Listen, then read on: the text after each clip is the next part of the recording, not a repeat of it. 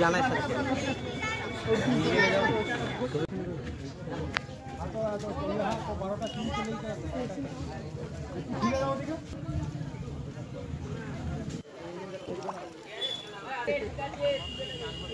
নিচে বাথরুম আছে এটাতে ঘোরা যায় এইখানে বার কর মধ্যখানে বার এইখানে যে বার করো কাইটারে টেস্টিং করছে টেস্ট গালাই না বাথরুম আছে আরে বার গালাইটা উঠে করতে যাও সব উঠে গেছে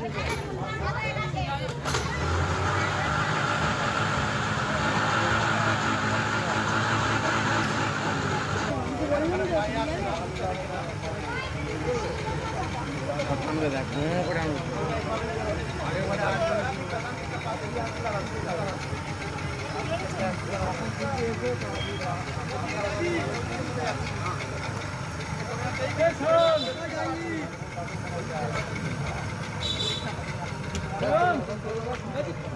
আগে কোন দিকে যাবি রে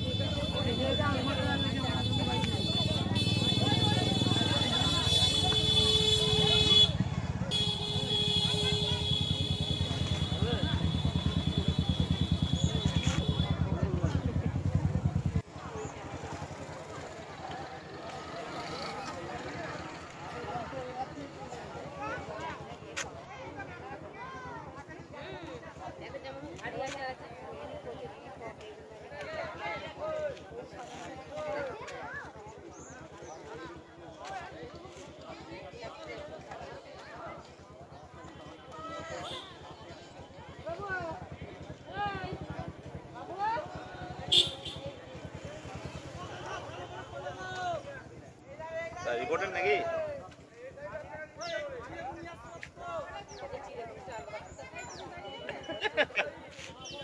একটু জেদ কারবে তো জলে ভিজে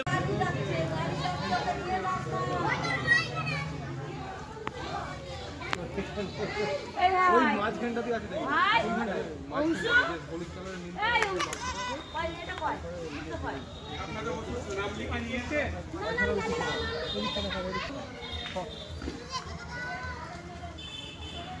ওইদিকে কাদের ইঞ্জিন কিন্তু এটাকে করে দাও করে দিয়ে দাও কার কি আছে সব দিয়ে দাও হয়ে গেছে এই মিউজিক হয় না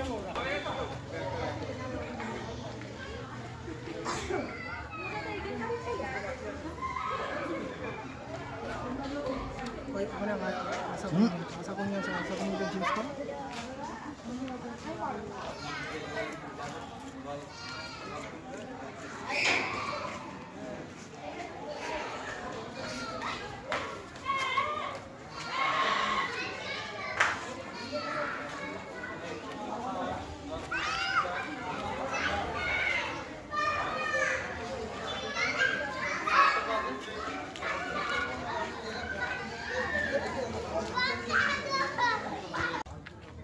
আমরা হচ্ছে নচিপুর গ্রামের বাসিন্দা। হঠাৎ করে এই দামোদরের জল প্লাবিত হওয়ার কারণে বন্যার সৃষ্টি হয়েছে। দেখতেই পাচ্ছেন সব। ইতিমধ্যে আমাদের স্পিড বোট এখান থেকে নামানো হয়েছে। রেস্কিউ টিম কাজ করছে, আপ্রাণ চেষ্টা করছে যারা বন্যায় আটকা পড়েছে তাদেরকে রেস্কিউ করার জন্য, এবং আরও যাতে তাড়াতাড়ি রেস্কিউ করা যায় রেস্কিউ টিমের সঙ্গে কথা বলা হয়েছে যাতে আরও তাড়াতাড়ি রেস্কিউ করা যায়। অনেক অসুস্থ মানুষও আছেন যারা এই বন্যায় বাড়িতে এসে গেছেন, আসতে পারছেন না, যাদের ট্রিটমেন্টের প্রয়োজন, সেই কাজও চলছে। এবং বেশি ক্ষতিগ্রস্ত হচ্ছে কৃষি সম্প্রদায়, যেখানে অনেক চাষের জমি, ধান বা আরও যেসব সবজি ফসল যেগুলো ছিল সব তো জলের তলায় চলে গেছে। তো এখন চেষ্টা চলছে যাতে তাড়াতাড়ি খুব যত দ্রুত সম্ভব রেস্কিউ করে আমাদের যে ফ্লাড ভিকটিম বিল্ডিং আছে সেখানে রেস্কিউ করে আনার কাজ চলছে। আপনার নাম আর পরিচয়? আমার নাম মৃন্ময় বেরা, বাড়ি নছিপুর, তারকেশ্বর থানা, তারকেশ্বর। আপনি এই গ্রামেরই? আমি এই গ্রামে। ধন্যবাদ। বাড়িতে জল ঢুকে গেছে, আমরা তার জন্য একটা স্কুলে আশ্রয়ে এসেছি। হ্যাঁ, এখানে সব দেখি সুযোগ সুবিধা সবই রকম আসছে। হ্যাঁ, আর কি বলবো? আপনার নাম? আমার নাম কালীপদ ভাই। আমাদের বাড়িতে এমনি কাঁচা বাড়ি আছে, সব জলে ডুবে গেছে। আমরা এখন এখানে ত্রাণ শিবিরে এসে রয়েছি। তো জলটা কখন ঢুকেছিল? জলটা এই 8:30 থেকে 9টার মধ্যে ঢুকে গেছে। সকালে? সকালে। আচ্ছা, হঠাৎ করে? হ্যাঁ, হঠাৎ করে। তো আচ্ছা, আপনার নাম? শকুন্তলা ভূমিজ। বাড়িতে বন্যা ঢুকে গেছে, বাড়িতে অনেক জল, ছাগল গরু নিয়ে সব এখানে চলে এসেছি। আমরা সব বাচ্চা কাচ্চা নিয়ে সবাই চলে এসেছি এখানে। এখন কি চাইছেন? এখন কি চাই? খাওয়া দাওয়া, ঠিক আছে, এসবই চাইছি। আমাদের সব এক কোমরে এখন বেশি হয়ে গেছে জল। এখন সকালে হ্যাঁ 1 মানুষ জল? হ্যাঁ, আমরা তো সকালের দিকে এসেছি, তখনই 1 কোমর করে জল। এখন এতখানি বেলা হয়ে গেল। তো বাড়িতে জল ঢুকে যাওয়ার কারণে আপনারা এখানে রয়েছেন। তো এখন আপনারা কি চাইছেন? কি চাইবো এখন? আমরা এখানে চলে এসেছি ঘর দুয়ার ছেড়ে, একটু ভালো থাকার জন্যই এসেছি। বাচ্চা? কোনো অসুবিধে হচ্ছিল। আপনার নাম? সীমা পাত্র। ধন্যবাদ। প্রকৃতির অভিশাপ সব থেকে বড় অভিশাপ, অকাল বর্ষণের ফলে এই বন্যা। কারণ আমরা সব কিছুকেই নিয়ন্ত্রণ করতে পারি, কিন্তু প্রকৃতির অভিশাপকে কখনোই আমরা নিয়ন্ত্রণ করতে পারি না। কারণ আজকে এই বন্যা পরিস্থিতিতে সবাই আজ অবহেলিত এবং ভয়ে রয়েছে যে কখন কাঁচা বাড়ি পড়ে যাচ্ছে, কখন পাকা বাড়িও পড়ে যাচ্ছে। হাজার হাজার জমি চাষের তলায়, জলের তলায় চলে গেছে। অনেক কৃষক এখানে মাথায় হাত দিয়ে আছে, তাদের দিন এনে দিন খাওয়া যাদের, তারা কি করবে? সরকার থেকে, প্রশাসন থেকে অনেক ত্রাণের ব্যবস্থা করেছে এবং তারা সহযোগিতার হাত বাড়িয়ে দিয়েছে। বিভিন্ন মানুষ পার্শ্ববর্তী এলাকায়, তেঘড়ি, তারপর সন্তোষপুর গ্রামের মানুষরা সহযোগিতা করছে, অনেকে যাচ্ছে, আশ্রয় দিচ্ছে, বাড়িতে থাকতে দিচ্ছে এবং ত্রাণ শিবিরও খোলা হয়েছে। দেখা গেল যে স্পিড বোটও নামানো হয়েছে। হ্যাঁ, স্পিডবোট তো আমাদের নামানো হয়েছে। আমাদের প্রশাসন, আমি আগেই বলছি যে প্রশাসন আমাদের সহযোগিতার হাত বাড়িয়ে দিয়েছে। আমাদের পুলিশ ফোর্সও নেমেছে এবং মহিলা ব্রিগেডও আমাদের নামানো হয়েছে, যাতে সহযোগিতা মানুষের মতো তো আর কোনো কিছু হতেই পারে না, মানবতার মতো তার কোনো কিছু হতেই পারে না। তাই সব থেকে সর্বধর্ম সমন্বয়ের মানুষ এগিয়ে এসেছে এই বন্যার মোকাবিলা করার জন্য। কিন্তু প্রশাসনের কাছে একটাই আবেদন, যাতে জলে কবে কমবে জানা নেই, কিন্তু প্রশাসন যেভাবে সহযোগিতা বাড়িয়ে দিচ্ছে, আমি চাই আরও সহযোগিতা বাড়িয়ে দিই। আপনার নাম আর পরিচয়? সুমন কোদালি, তেঘড়ি। ধন্যবাদ। এই নছিপুর MNSC বিদ্যালয়ের আমি শিক্ষক দীপেন্দ্র দাস। আমাদের এই বন্যা পরিস্থিতিতে স্কুলের সার্বিক ক্ষতি হবে, গঠনগত বা পরিকাঠামোগত ক্ষতি তো থাকছেই। এছাড়াও সবচেয়ে পিছিয়ে যাচ্ছে সিলেবাস কমপ্লিট, তারও উপরে থাকছে 11-এর প্রথম সেমেস্টারের পরীক্ষা শুরু হয়ে প্রথম দিন থেকেই দুর্যোগ শুরু হয়েছে। তারপরে পরীক্ষাটা শেষ করা নিয়ে আমাদের চিন্তা থাকবে।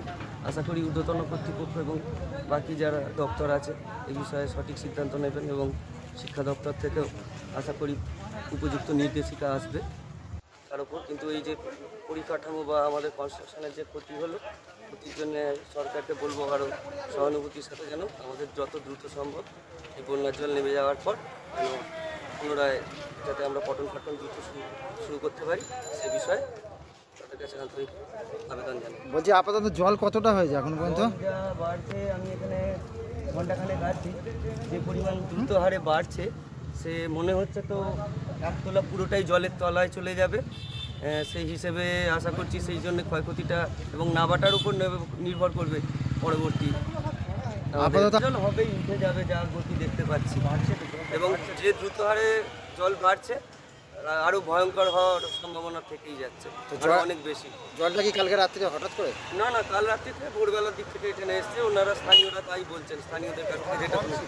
সকালে কম ছিল, মূল বৃদ্ধিটা সকালের পর থেকেই হয়েছে। এখন কি চাইছেন?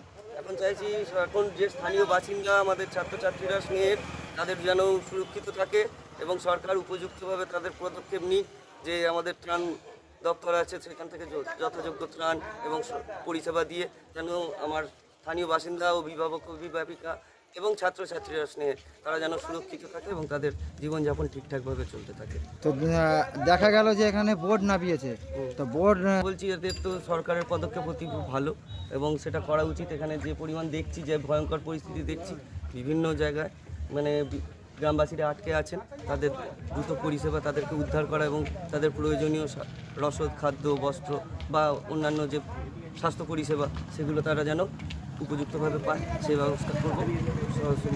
প্রশাসনকে বলবো তারা যেন এদিকে তীক্ষ্ণ নজর দেয়। আপনার নাম আর পরিচয়? আমার নাম দিব্যেন্দু দাস, আমি এই স্কুলের সহকারী শিক্ষক একজন। এই স্কুল বলতে নচিপুর এমএনএসি হাই স্কুলের সহকারী শিক্ষক একজন। ধন্যবাদ।